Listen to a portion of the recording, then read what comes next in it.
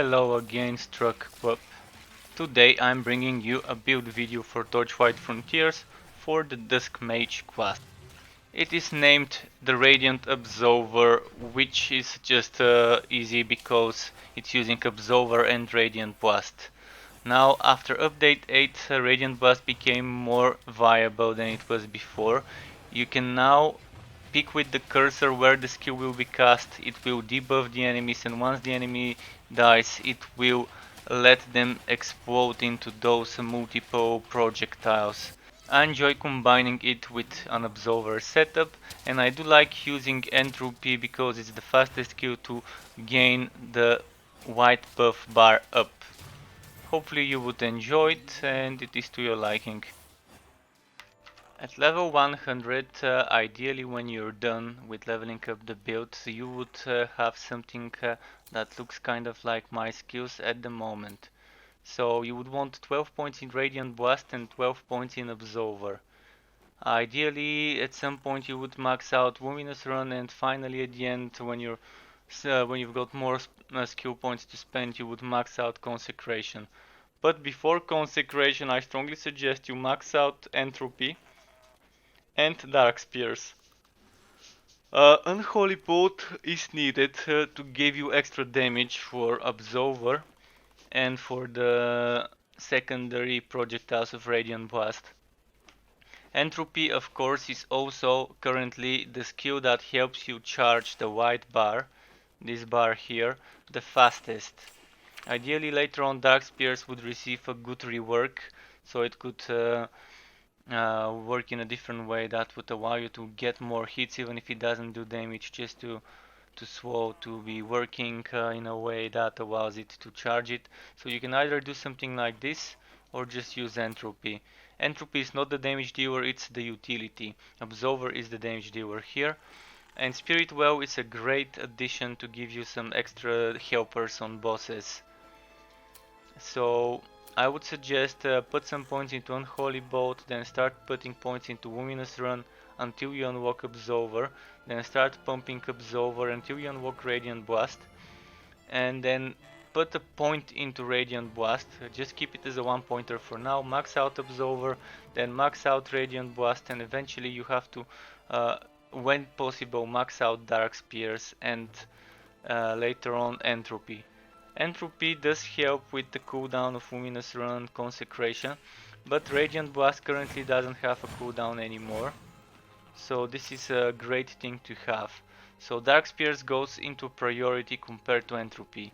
You can keep Entropy as a one pointer, but it does help to max it for the mana cost of the skill.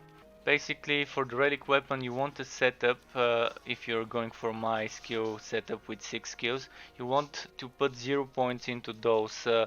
So regardless whether it's the fire, poison, bleeding or any future additional relic that would be added, don't put points, don't waste points into the skill bar skill. Try to put the points into something that you think would help you. In this case, I think a great setup would be 10 points, 10 points, 10 points, 10 points. This is not possible though, because we have to put 10 points in the first tier, which I wish I didn't have to, but yeah, try to think something that's helpful. It works with any relic weapon, so just pick your favorite setup. Just if you follow my lead, don't put points into the skill bar skill.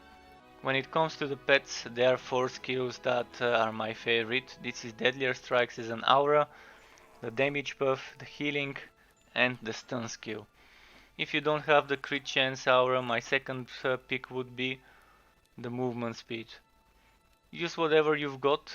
You can see I don't have 2 of the things I want, so I'm just using an empty one, and I'm using the damage resistance one as well. When it comes to the gear, it is crucial, really crucial, to have 3 items with energy cost reduction for Absolver.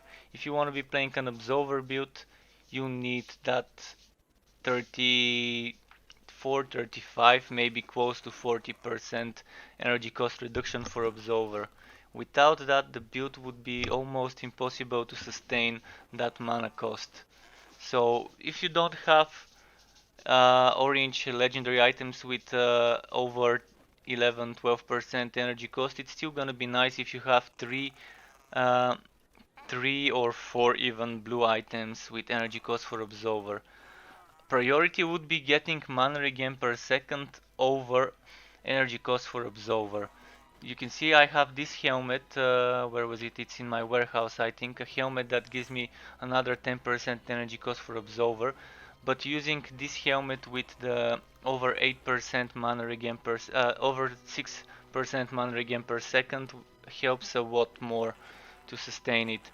So ideally you would have offhand that gives you twice the mana regen bonuses. So it doesn't have to be a legendary. Something like this is great as well. Of course, a legendary would give you more mana regen per second. Currently, you can see my stats. My mana regen per second is 1.9, and my energy cost reduction for Absolver, let's find where it was, is 39.5% resource cost. You can get a helmet with mana and Absolver cost if you're lucky. Of course, if you get something that additionally to Absolver boosts some of the other skills, would be very, very nice. Since I've got an Unholy Boat gear, it's pretty nice to try and get a build like that. Something that's good is to try and get crit chance and crit damage on any piece of equipment you can. So if you can get Absolver bonuses together with crit chance, crit damage on the gear, it would be amazing. Something like this is probably a gold road item on the chest. If you don't have something like this, it's fine, but aiming for something that gives you percentage HP, percentage crit chance, percentage crit damage, this item will go well regardless of what level you are. Even if you find something like that at level 20, it will be useful at level 50. So for the chest and legs, something that doesn't give you flat defense would be preferred. So try to get your crit chance above 40-45% without the pet aura. Actually with the pet aura, but without the pet aura, if you don't have it, try to keep it at least 40.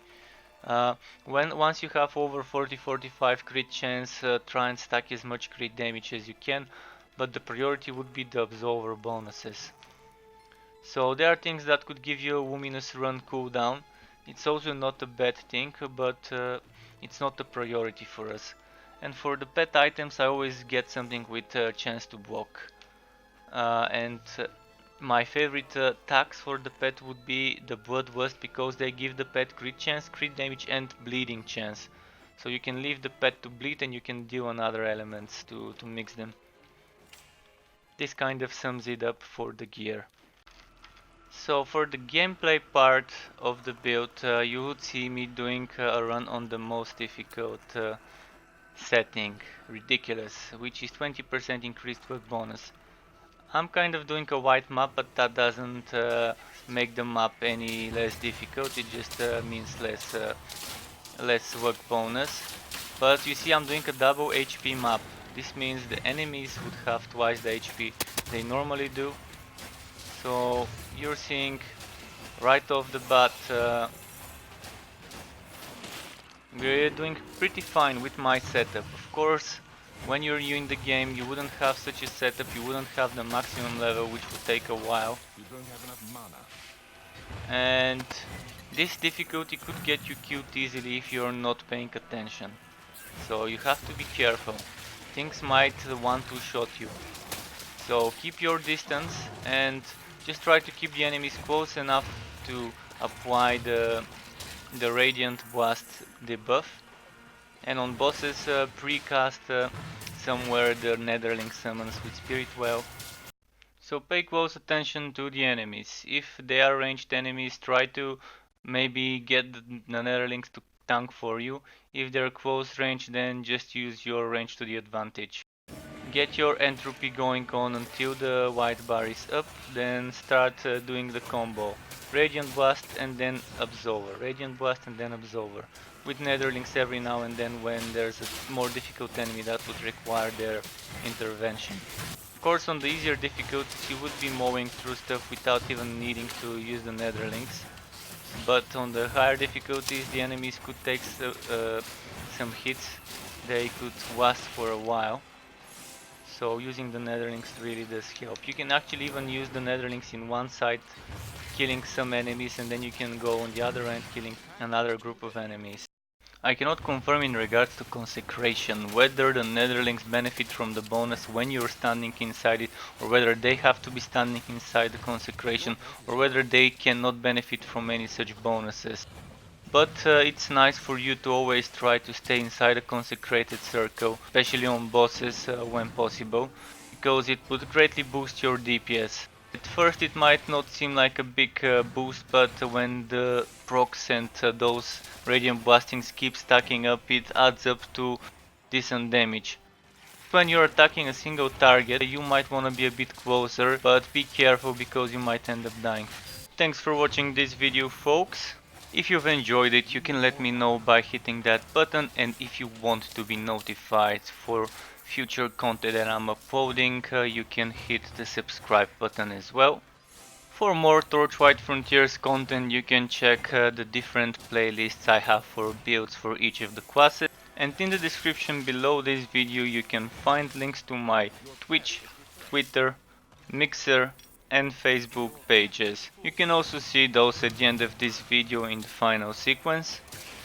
Thank you again for watching this video and keep it cool, folks. Until next time.